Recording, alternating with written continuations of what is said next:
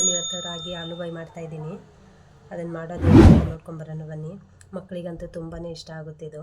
ಬಾಯಲ್ಲಿಟ್ಟರೆ ಹಂಗೆ ಕರ್ಗೋಗ್ಬಿಡುತ್ತೆ. ಇವಾಗ ನಾನು ಈ ಕಪ್ಪಲ್ಲಿ ನಾನು 1 ಕಪ್ನ ರಾಗಿನ ನೆನೆಸಿಟ್ಕೊಂಡಿದ್ದೀನಿ. 7 ತಾಸಾಯಿತು ನಾನು ನೆನೆಸಿಟ್ಕೊಂಡು. ಇದನ್ನು ಸ್ವಚ್ಛಗೆ ತೊಳೆದು ಇಟ್ಕೊಬಿಟ್ರೆ ಹೊಟ್ಟು ಹೋಗೋವರೆಗೂ ಒಂದು 6-7 ಸಲನಾದರೂ ತೊಳೆದಿಟ್ಕೋಬೇಕು. ಕ್ಲೀನಾಗಿರಬೇಕು ನೀರು. ಇದನ್ನು 7 ಗಂಟೆ ಆಯಿತು ನಾನು ನೆನೆಸಿಟ್ಟು. ಇವಾಗ ಈ ಕಪ್ಪಲ್ಲಿ 1 ಕಪ್ಪು ರಾಗಿ ಹಾಕಿ ನೆನೆಸಿಟ್ಕೊಂಡಿದ್ದೀನಿ. ಇದೇ ಕಪ್ಪಲ್ಲೇ 1 ಕಪ್ಪು ತೆಂಗಿನಕಾಯಿ ತಗೊಳ್ಳಿ ಮತ್ತು 1 ಕಪ್ಪು ಬೆಲ್ಲ ತಗೊಳ್ಳಿ. ಇವಾಗ ಇದನ್ನು ನಾನು ನೆನೆಸಿಟ್ಕೊಂಡಿರೋ ರಾಗಿನ ಹಾಲು ತೆಕ್ಕೊಳ್ತಾ ಇದ್ದೀನಿ. ರುಬ್ಕೊಂಡ್ಬಿಟ್ಟು ನೈಸಾಗಿ ರುಬ್ಬಿ ಹಾಲು ತೆಕ್ಕೊಳ್ಳೋಣ ಬನ್ನಿ. ಜಾರಿಗೆ ಹಾಕ್ಕೊಂಡು ನೈಸಾಗಿ ಹಾಲು ತೆಕ್ಕೊಳ್ಳಿ. ನೀರು ತುಂಬಾ ಹಾಕಕ್ಕೆ ಹೋಗಬೇಡಿ, ಸ್ವಲ್ಪನೇ ನೀರು ಹಾಕ್ಕೊಂಡು ಹಾಲು ತೆಕ್ಕೊಳ್ಳಿ. ಈ ಥರ ನೈಸಾಗಿ ರುಬ್ಕೊಂಡಿದ್ದೀನಿ. ಇವಾಗ ಇದನ್ನು ಹಾಲು ತೆಕ್ಕೊಳ್ತಾ ಇದ್ದೀನಿ. ನಾನು ಫಸ್ಟ್ ತಿಕ್ಕಾಗೆ ತಗೊಳ್ಳಿ. ಫಸ್ಟ್ ಟೈಮ್ ಹಾಲು ತೆಕ್ಕೊಂಡಿದ್ದೀನಿ. ಇವಾಗ ಇನ್ನೂ 2ನೇ ಟೈಮ್ ತೆಕ್ಕೋಬೇಕು.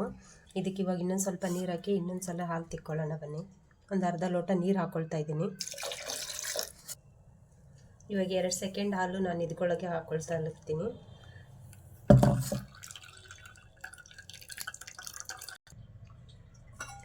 ಈ ಕಪ್ಪಲ್ಲಿ ನಾನು ರಾಗಿ 1 ಬಟ್ಲು ಹಾಕ್ಕೊಂಡಿದ್ದೀನಿ. ಇದೇ ಕಪ್ಪಲ್ಲಿ ಇವಾಗ 1 ತೆಂಗಿನಕಾಯಿ ತುರಿನ ಹಾಕ್ಕೊಳ್ತಾ ಇದ್ದೀನಿ, 1 ಬಟ್ಲು. ಇದನ್ನು ಇವಾಗ ರುಬ್ಕೊಂಡು ಹಾಲು ತೆಕ್ಕೊಳ್ತಾ ಇದ್ದೀನಿ. ಇದಕ್ಕೂ ಸಹ ಈಗ ಅರ್ಧ ಲೋಟ ನೀರು ಹಾಕ್ಕೊಂಡು ಹಾಲು ತೆಕ್ಕೊಳ್ತಾ ಇದ್ದೀನಿ. ಫಸ್ಟ್ ಹಾಲು ಮತ್ತು ಸೆಕೆಂಡ್ ಹಾಲು 2 ತೆಕ್ಕೋಬೇಕಾಗುತ್ತೆ. ಅದಕ್ಕೋಸ್ಕರ ಇದು ಸ್ವಲ್ಪ ನೀರು ಹಾಕ್ಕೊಂಡು ಗ್ರೈಂಡ್ ಮಾಡ್ಕೊಳ್ಳಿ. ತೆಂಗಿನಕಾಯಿ ಗ್ರೈಂಡ್ ಮಾಡ್ಕೊಂಬಂದಿದ್ದೀನಿ. ಇದನ್ನ ಇವಾಗ ಹಾಲು ತೆಕ್ಕೊಳ್ಳಕತ್ತೀನಿ ನಾನು.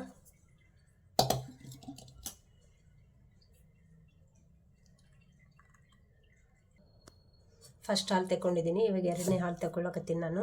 ಇವಾಗ ಇದಕ್ಕೆ ಅರ್ಧ ಲೋಟ ನೀರು ಹಾಕಿ ಮತ್ತೆ 2ನೇ ಹಾಲು ತೆಕ್ಕೊಳ್ಳೋದು. 2ನೇ ಹಾಲು ನಾನು ಇವಾಗ ಸೋಸ್ತಾ ಇದ್ದೀನಿ. ಇವಾಗ 2 ಹಾಲನ್ನ ಮಿಕ್ಸ್ ಮಾಡ್ಕೊಂಡ್ಬಿಡ್ರಿ. ಇವಾಗ ತೆಂಗಿನಕಾಯಿ ಹಾಲು ತೆಗಿಯೋಕ್ಕೆ ಫಸ್ಟ್ ಹಾಲಿಗೆ ಅರ್ಧ ಲೋಟ ನೀರು ಹಾಕ್ಕೊಂಡಿದ್ದೀನಿ. ಸೆಕೆಂಡ್ ಹಾಲಿಗೆ ಅರ್ಧ ಲೋಟ ನೀರು ಹಾಕ್ಕೊಂಡಿದ್ದೀನಿ. ಇವಾಗ ರಾಗಿಗೂ ಅಷ್ಟೇ. ಫಸ್ಟ್ ಹಾಲಿಗೆ ಅರ್ಧ ಲೋಟ ನೀರು ತೊಗೊಂಡಿದ್ದೀನಿ. ಸೆಕೆಂಡ್ ಹಾಲಿಗೆ ಅರ್ಧ ಲೋಟ ನೀರು ತೊಗೊಂಡಿದ್ದೀನಿ. 2 ಸೇರಿಸಿ 4 ಲೋಟ ನೀರಾಗುತ್ತೆ. 1 ಲೋಟ ರಾಗಿಗೆ 2 ಲೋಟ ನೀರಾಗುತ್ತೆ. ಅದೇ ಲೋಟದಲ್ಲಿ ನಾನು 1.5 ಲೋಟ ಬೆಲ್ಲ ಹಾಕ್ಕೊಳ್ತಾ ಇದ್ದೀನಿ. ಇವಾಗ 2 ಹಾಲು ಮಿಕ್ಸ್ ಮಾಡ್ಕೊಂಡಿರೋದನ್ನ ಒಂದು ಬಾಣಲಿಗೆ ಹಾಕ್ಕೊಳ್ತಾ ಇದ್ದೀನಿ. ಇದಕ್ಕೆ ಬೆಲ್ಲ ಹಾಕ್ಕೊಂಡ್ರೆ ಸ್ಟವ್ ಹಚ್ಕೊರಿ. ಲೋ ಫ್ಲೇಮಲ್ಲಿ ಇಡೋದು ಬೇಡ. ಬೆಲ್ಲ ಕರಗೋವರೆಗೂ ಹೈ ಫ್ಲೇಮಲ್ಲಿ ಇಟ್ಕೊಳ್ರಿ. ಇದು ಸ್ವಲ್ಪ ಕುದಿ ಬರೋವರೆಗೂ ಕೈ ಬಿಡಬೇಡ್ರಿ, ಹಿಂಗೆ ಕಲಿಸ್ತಾನೆ ಇರ್ರಿ. ಇದು ನೋಡ್ರಿ, ಗಂಟು ಆಗ್ಬಿಡ್ತದ, ಕೈ ಬಿಡಬೇಡ್ರಿ, ಹಿಂಗೆ ಕಲಿಸ್ತಾನೆ ಇರ್ರಿ ನೀವು. ಸ್ವಲ್ಪ ಕುದಿ ಬರ್ತಾ ಇದ್ದಂಗೆ ಸ್ವಲ್ಪ ಉರಿ ಕಮ್ಮಿ ಮಾಡ್ಕೋಬೇಕು. ನೋಡ್ರಿ, ಇವಾಗ ಈಗ ಹದ ಬಂದದ. ಈ ಹದ ಬಂದಮೇಲೆ ಇವಾಗ ಇದಕ್ಕೆ 3 ಏಲಕ್ಕಿನ ನಾನು ಕುಟ್ಕೊಳ್ತಾ ಇದ್ದೀನಿ. ಕುಟ್ಟಿ ಪುಡಿ ಮಾಡಿ ಹಾಕ್ತಾ ಇದ್ದೀನಿ. ಒಂದು 3-4 ಏಲಕ್ಕಿನ ನಾನು ಕುಟ್ಟಿ ಪುಡಿ ಮಾಡಿ ಹಾಕ್ತಾ ಇದ್ದೀನಿ. ಇದಕ್ಕೆ ಇವಾಗ 2 ಸ್ಪೂನ್ ತುಪ್ಪ ಹಾಕ್ಕೊಳ್ತಾ ಇದ್ದೀನಿ.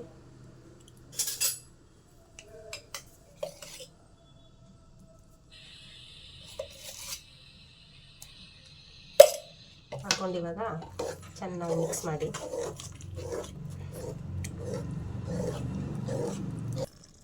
ಒಂದು ಚಿಟಿಕೆ ಉಪ್ಪು ಹಾಕ್ಕೊಳ್ಳಿ. ಉಪ್ಪು ಹಾಕ್ಕೊಂಡ್ರೆ ರುಚಿ ಬರುತ್ತೆ. ನೋಡ್ರಿ, ಈ ಹದಕ್ಕೆ ಬರಬೇಕು. ಹಲ್ವಾ ಥರ ಇರುತ್ತೆ. ತಿನ್ನೋಕ್ಕೆ ಅಷ್ಟೇ ರುಚಿಯಾಗಿರುತ್ತೆ. ಮಕ್ಕಳಿಗೂ ತುಂಬ ಇಷ್ಟ ಆಗುತ್ತೆ ಇದು. ನೋಡ್ರಿ, ಈ ಹದಕ್ಕೆ ಬರಬೇಕು. ಈ ಹದಕ್ಕೆ ಬಂದಾಗ ಇವಾಗ ನಾನು ಇದನ್ನು ಒಂದು ತಟ್ಟೆಗೆ ಹಾಕ್ಕೊಳ್ತೀನಿ.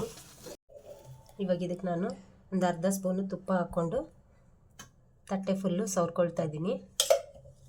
ಇದು ಹಿಂಗೆ ತುಪ್ಪ ಸವರ್ಕೊಳ್ಳೋದ್ರಿಂದ ಅಂಟ್ಕೊಳ್ಳೋದಿಲ್ಲ ತಟ್ಟೆಗೆ. ನೀಟಾಗಿ ಹಿಂಗೆಲ್ಲ ಸ್ಪ್ರೆಡ್ ಮಾಡಿಕೊಂಡು ಇವಾಗ ಇದನ್ನು ಇದಕ್ಕೆ ಹಾಕ್ಕೊಳ್ತಾ ಇದ್ದೀನಿ ನಾನು. ತಟ್ಟೆಗೆ ಹಾಕ್ಕೊಂಡು ಈ ಥರ ಅಗಲ ಮಾಡ್ಕೊಳ್ಳಿ. ಇದು ಇವಾಗ 1 ತಾಸಾದರೂ ಬೇಕು, ಆರಕ್ಕೆ ಇಟ್ಬಿಡ್ರಿ 1 ಅವರು.